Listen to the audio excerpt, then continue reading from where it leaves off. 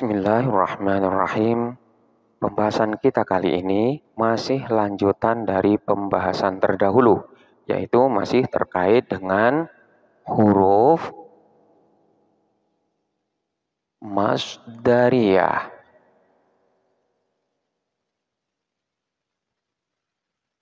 Pada penjelasan terdahulu telah dibahas dua huruf dari huruf masdariyah ini, yaitu berupa an dan anna.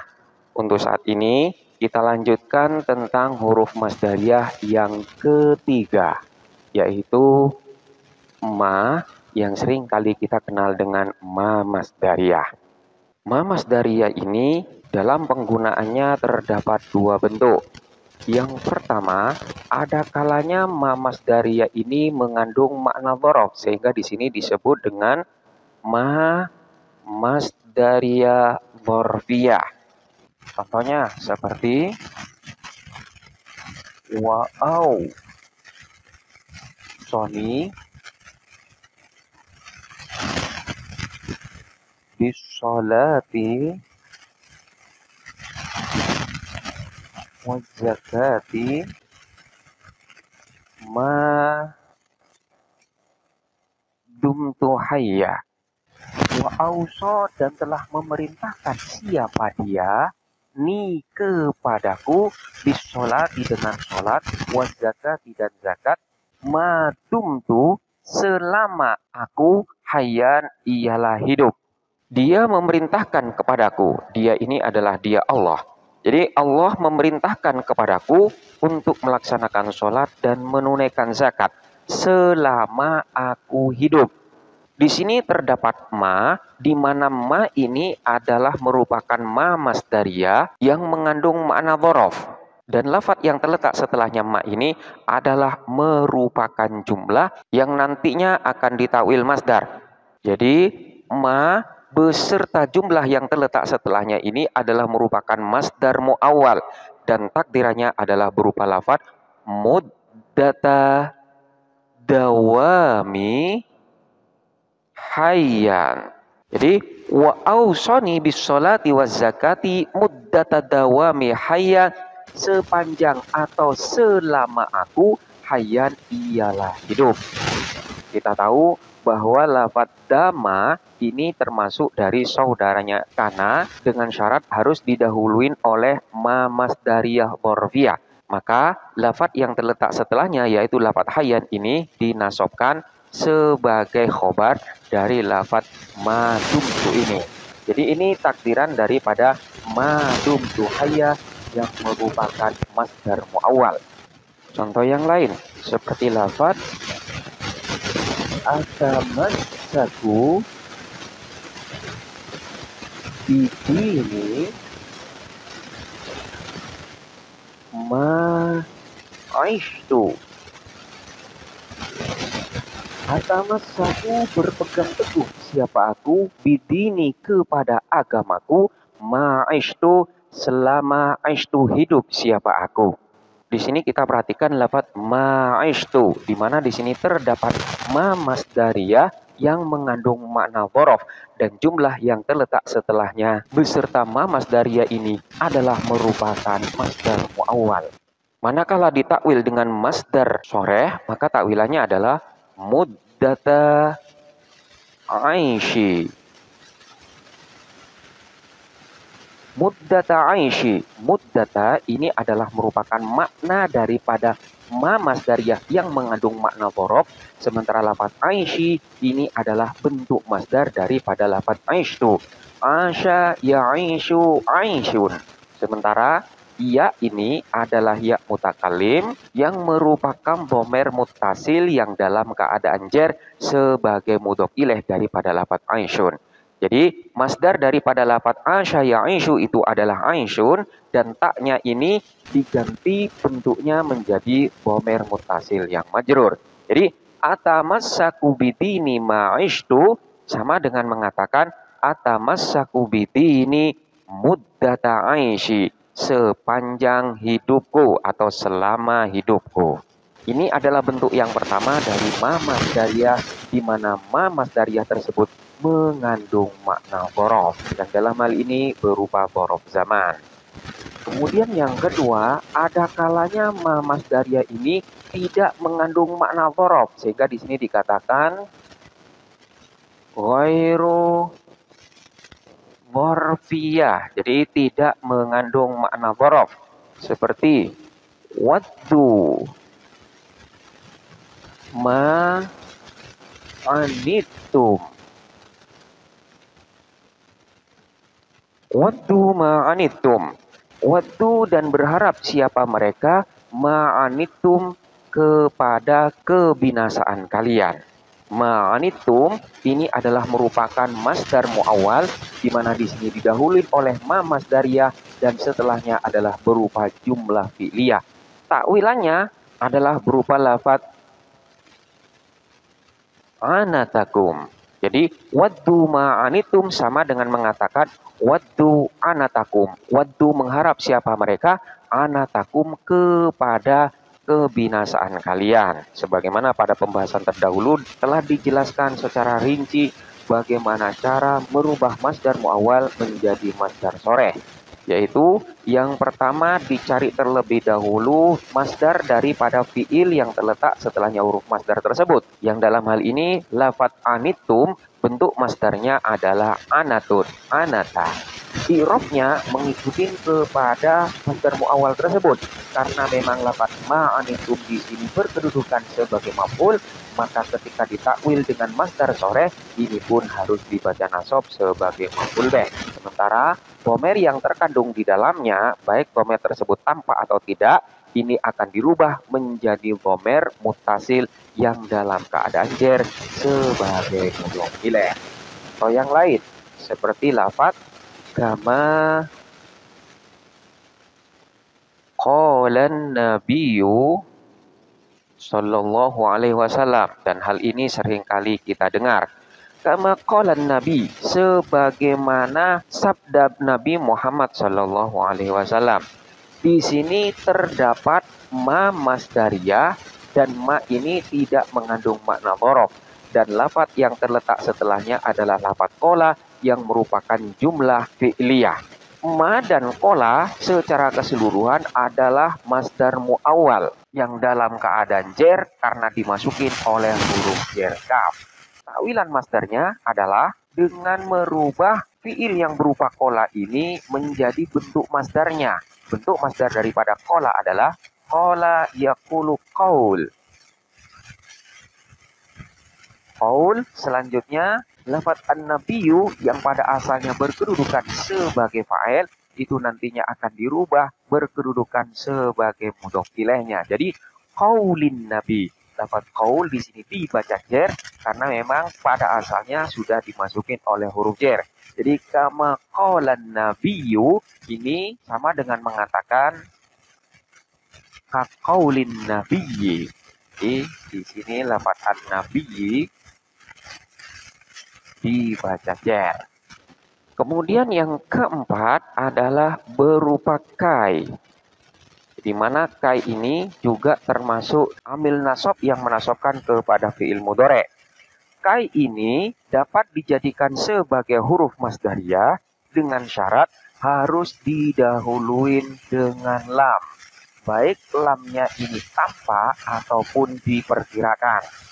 Contohnya seperti lafadz tahrim an-nasa likai yahtarimuka. Tahrim hendaklah memuliakan siapa kamu, an-nasa kepada manusia, likai agar yahtarimu memuliakan siapa mereka an-nas ka kepadamu. Kita perhatikan lafadz likai yahtarimuka. Yahtarim ini adalah berupa fi'il mudhari' yang dinasabkan karena dimasukin oleh amil nasab yang berupa kai. Kai ini adalah huruf masdariyah, di mana sebelumnya didahuluin oleh lam. Lamnya di sini adalah lamu kai. Secara keseluruhan, kai dengan jumlah yang terletak setelahnya ini adalah masdar muawwal. Yang manakala ketika ditakwir menjadi masdar soreh, maka akan menjadi lihtiromika. Ihtirom ini adalah bentuk masdar daripada lafaz yahtarimu, yang bentuk fi'il madinya adalah ihtaroma. Ihtaroma, yahtarimu, ihtiroman. Ihtirom ini adalah masdar soreh daripada kai yahtarimu. Selanjutnya, lam yang mendahului lafaz ihtirom ini adalah lam huruf jer yang mengandung makna kai. Jadi likai, lamnya di sini lamukai yang merupakan huruf jer. Dengan demikian, masdar sorehnya diejerkan oleh huruf jer lam. Ihtarimin nasa likai yahtarimuka, takwilannya adalah ihtarim an-nasa lihtiromika. Ini contoh daripada lam yang mendahului kai, di mana lamnya di sini ditampakkan. Selanjutnya contoh huruf lam daripada kai ini tidak ditampakkan. Contohnya seperti lafaz zahabtu kai adrusa. Zahabtu pergi siapa saya, kai adrusa untuk belajar siapa saya. Di sini kita perhatikan terdapat kai dan jumlah yang terletak setelahnya yaitu jumlah fi'liyah. Secara keseluruhan ini adalah merupakan masdar muawwal. Di sini lam yang mendahului kai disimpan, manakala ditampakkan akan menjadi likai. Namun di sini tidak ditampakkan. Takwilan masdar daripada lafaz zahabtu kai adrusa adalah kita cari bentuk masdar daripada lafaz adrusa di sini, di mana bentuk fi'il madinya adalah darosa yadrusu dirosatan. Jadi dirosatan. Dirosatan di sini adalah bentuk masdar daripada lafaz adrusa ini. Di sini tidak perlu menampakkan domer yang terkandung di dalam lafaz adrusa ini. Kenapa? Karena domer yang ada pada jumlah fi'liyah ini sama dengan domer yang terkandung pada fi'il sebelumnya. Di mana dhahabtu di sini domernya adalah ana, pelakunya adalah ana, sementara lafaz adrusa di sini juga pelakunya sama-sama ana. Oleh karena itu di sini tidak perlu ditampakkan. Dan lafaz dirosa di sini dibaca jer karena dijerkan oleh huruf jer lam. Jadi di sini terdapat lamnya. Lidirosatin. Atau manakala di sini diberi al, nantinya akan menjadi lidirosati. Jadi dhahabtu kai adrusa, takwilan masdarnya adalah dhahabtu lidirosatin.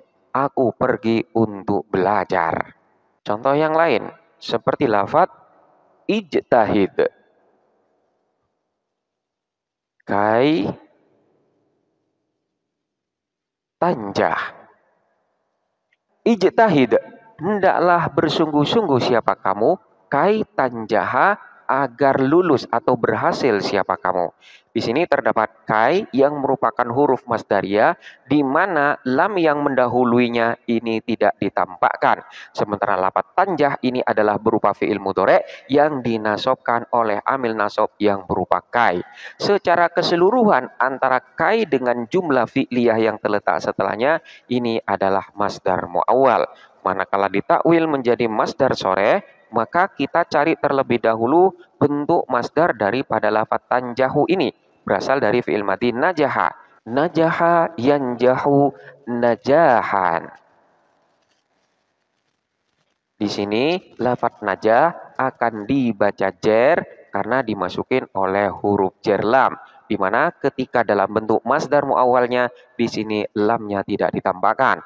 Namun ketika dirubah menjadi masdar soreh, lamnya di sini pun ditampakkan. Ijtahid linajahin. Bersungguh-sungguhlah kamu linajahin agar kamu sukses.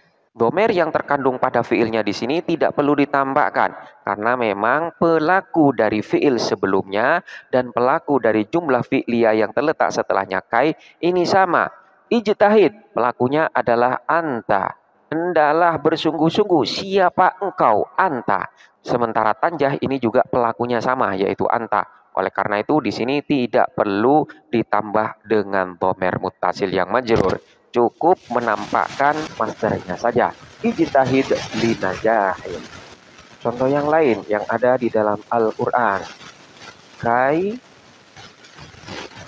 la yakuna dulatan bainal aghniyai minkum. Kai la yakuna dulatan bainal aghniyai minkum. Kai agar la yakuna tidak ada apa harta itu dulatan ialah beredar bainal aghniyai di antara orang-orang kaya minkum yang ada di antara kalian. Di sini kita perhatikan kai la yakuna terdapat huruf masdariyah di mana lam yang mendahuluinya di sini tidak ditambahkan. Sementara la yakuna adalah merupakan jumlah fi'liyah yang secara keseluruhan ini adalah masdar muawwal. Manakala ditakwil menjadi masdar sore, maka karena di sini fi'ilnya didahuluin oleh nafi, maka di sini kita tampakkan terlebih dahulu lafadz adam. Adama ini maknanya sama dengan la, yaitu bermakna peniadaan. Selanjutnya kita cari masdar daripada lafadz yakunu. Kana yakunu kaun. Dan kemudian kita lihat domer yang terkandung di dalam lafadz yakuna, yaitu berupa domer huwa. Maka domer huwa ini kita rubah bentuknya menjadi domer muttasil yang dalam keadaan jer. Kita menjadi kaunihi. Jadi di sini li adami kaunihi, lamnya di sini tidak ditampakkan, namun ketika dirubah menjadi masdar soreh maka lamnya ini pun ditampakkan. Kai la yakuna dulatan, maka maknanya atau takwil masdarnya adalah li adami kaunihi dulatan.